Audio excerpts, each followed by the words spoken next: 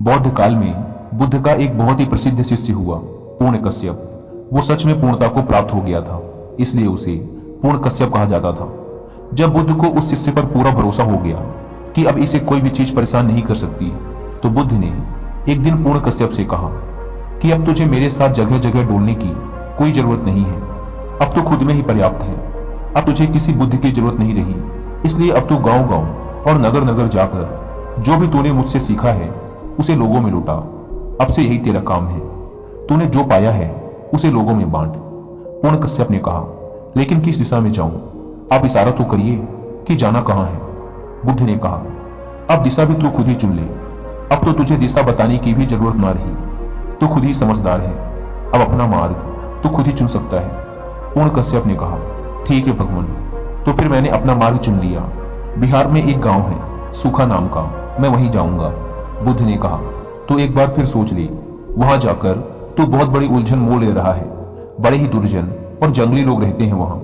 उन्होंने आज तक किसी सन्यासी को ना देखा होगा। तेरा जीना मुश्किल कर देंगे वो लोग। बड़ा रस आता है उन्हें दूसरों को दुख पहुंचाने में। बड़े दुष्ट लोग हैं, इसलिए तू वहां मत जा। पूर्ण कश्यप ने कहा, इसीलिए तो वहां मेरा जाना जरूरी है। कब तक जंगलियों की तरह रहेंगे वो लोग? कब तक वो ऐसे ही दुष्ट प्रवृत्ति का जीवन जीते रहेंगे? कब तक उन्हें पशुओं की तरह जीने दिया जाए? आखिर किसी न किसी को तो वहां जाना ही होगा। उन्हें मेरी जरूरत है, इसलिए आप मुझे वहां जाने की आज्ञा दें। बुद्ध ने कहा, फिर कहता हूं, एक बार और सोच ले। ऐसा ना हो कि बीच सफर से ही वापस लौटना पड़े और तेरा काम अधूरा ही रह जाए। पूर्ण कश्यप ने कहा, जो सोचना था सोच लिया बुद्ध।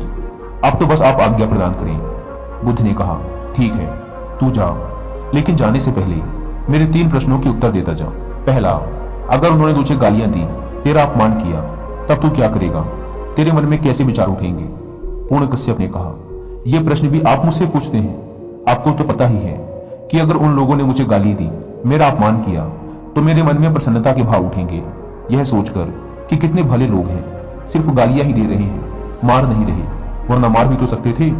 बुद्ध ने कहा, ठीक है, लेकिन अगर वो तुझे मारना ही शुरू कर दें, जो कि वो कर सकते हैं क्योंकि जंगली हैं, तब तेरे मन में कैसे विचार उठेंगे? पूर्ण कश्यप ने कहा, तब भी यह पूर्ण यह सोचकर खुश होगा कि सिर्फ मार ही रहे हैं, मार तो नहीं डाल रहे, वरना जान से भी मार सकते थे। बुद्ध ने कहा, अगर उन लोगों ने तुझे जान से ही मार दिया, तब मरते वक्त तेरे मन में क्या विचार चल रहे होंगे? पूर्ण कश्यप ने कहा, यह बात भी आप पूछ रहे हैं? आपको तो पता ही है कि मेरे मन में चल रहा होगा कि मैं कितना भाग्यशाली हूं कि इन लोगों ने मुझे उस जीवन से छुटकारा दिला दिया जिसमें ना जाने कितनी गलतियां हो सकती थी। यह सुन, बुद्ध ने कहा, अब तू जहां जाना चाहे तू जा। अब तेरा कोई कुछ नहीं बिगाड़ सकता। अब तुझे कोई गाली नहीं दे सकता। अब कोई तेरा अपमान नहीं कर सकता। अब कोई तुझे मार नहीं सकता। ऐसा नहीं है कि वो तेरे को मारेंगे नहीं, तुझे गाली नहीं देंगे। हो सकता है कि उनमें से कोई तुझे जान से ही मार दे, लेकिन अब वो केवल तेरे शरीर को ही मार सकते हैं, तेरे बाहरी शरीर को ही गाली दे सकते हैं, सिर्फ उसी का अपमान कर सकते हैं। अब वो तेरी आत्मा और तेरे मन के साथ कुछ भी नहीं कर सकते। सारा खेल मन का है कि कैसे हम इस दुनिया को देखते हैं, कैसे विचार अपने अंदर पालते हैं। उसने मुझे मारा, उसने मुझे गाली दी, उसने मुझे लूट लिया, उसने मेरा अपमान किया। जो ऐसी गांठें मन में बनाकर नहीं रखते, उनका बैर शांत हो जाता है। मन में बैर रखकर जीना नरक में जीने के समान है। इस दुनिया में कहीं और कोई नरक नहीं। मन में शत्रुता रखकर जीना ही नरक में जीने के समान है। हम जितनी ज्यादा शत्रुता अपने आसपास बढ़ाते चले जाते हैं, हम उतना ही बड़ा नरक अपने लिए बनाते चले जाते हैं। हम जितनी ज्यादा मित्रता अपने आसपास बढ़ाते चले जाते हैं, हम उतना ही बड़ा स्वर्ग अपने लिए खड़ा करते जा रहे हैं। स्वर्ग नरक जैसा कुछ भी नहीं होता। ये तो बस मन की 2 अवस्थाएं हैं। शत्रुता में जीना ही नरक है और मित्रता में जीना ही स्वर्ग है। जब कोई सारे जगत को मित्र की तरह देखता है, तब ऐसा नहीं कि सारा जगत उसके लिए मित्र हो जाएगा।